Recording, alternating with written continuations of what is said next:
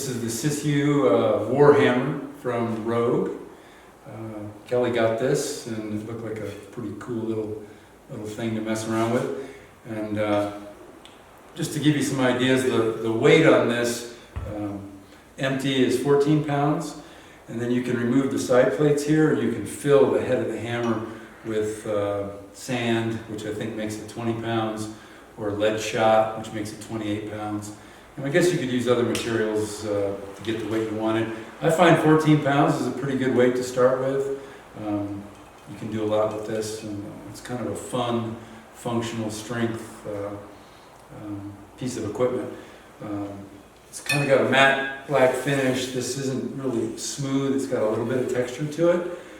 So when I'm doing swings with this and my hand's sliding up and down, sometimes my hand gets a little hot. It gets a little warm from the friction created with the hammer. One of the big issues we had was what do we use as a striking surface? Because typically you see people in gyms or CrossFit gyms or whatever hitting tractor tires. And I mean, that's a great surface, but we've got limited room in here. We can't exactly roll a tractor tire into our gym. It'd take up a lot of space. Those are generally, I think, kind of dirty and have a pretty strong odor to them as well. So it just wasn't a practical solution for us. So what we got was the Rogue Ballistic block. It's 70 pounds of compressed rubber. And interestingly enough, Rogue says that this is not to be used as a striking surface for a sledgehammer. So I guess we're breaking the rules, but it actually works pretty well for us. But we couldn't really use that independently, because if you just set that rubber block on the floor and you hit it with this hammer, it bounces around the room like a Super Bowl. So it's just not very effective for doing repetitions. So I kind of came up with this little stand that I built for it there. We can talk about that some other time, but it's works pretty well, and it isn't really large, so it doesn't take up a lot of our space. We can kind of slide it against the wall when we're not using it, and we can pull it out a little bit when we do want to use it. We'll hit the block a few times, and then I think we'll have Kelly hit the block, because it's a lot of fun. it's different. So yeah, okay. So we'll hit the block.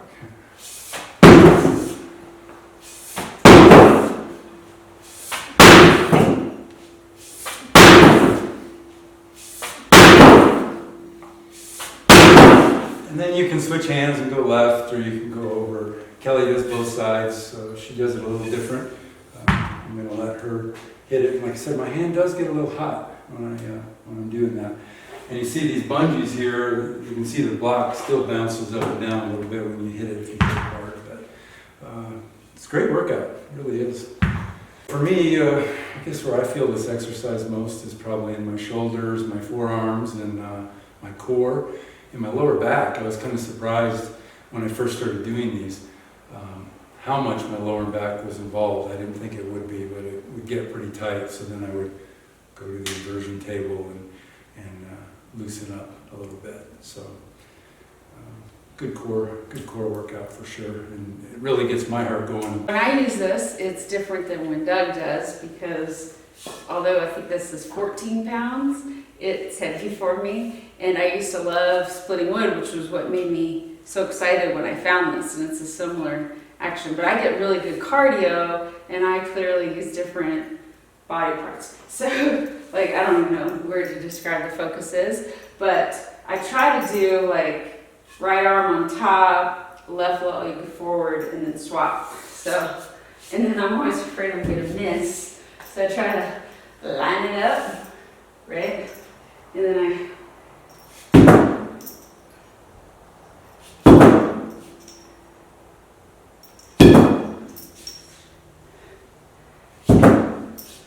I'm just doing it a few times so we can see if it, how fast my heart beats.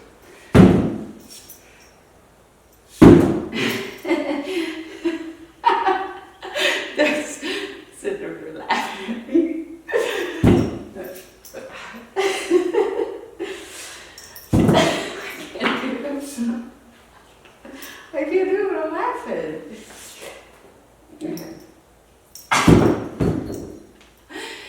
in court because I'm laughing and guessing.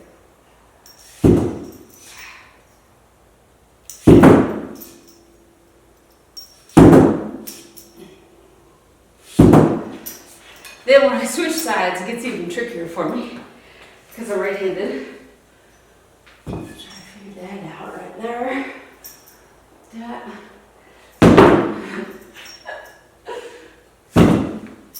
Doesn't sound as beastly when I do it. It's an accuracy.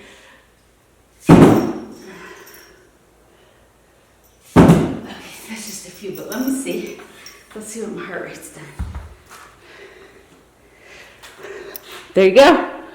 116.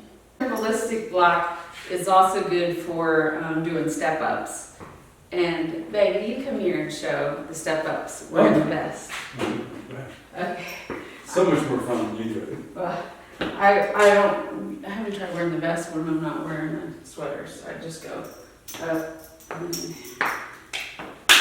I mean, that's pretty basic. It's way better. I mean, you could do jumps too, but I'm too old to be doing jumps. I don't want to hurt myself.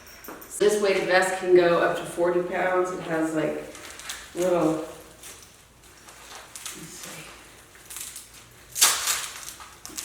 see. Each one of these, which I've pulled out, I think 20 of them, is a pound, 1 pound each.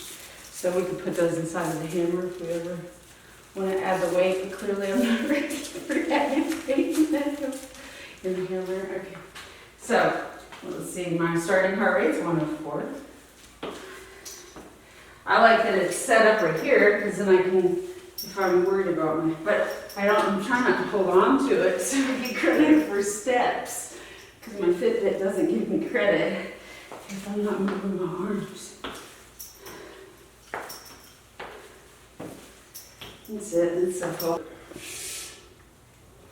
I would not try this myself because I'd be afraid I'd break something. At least not in here.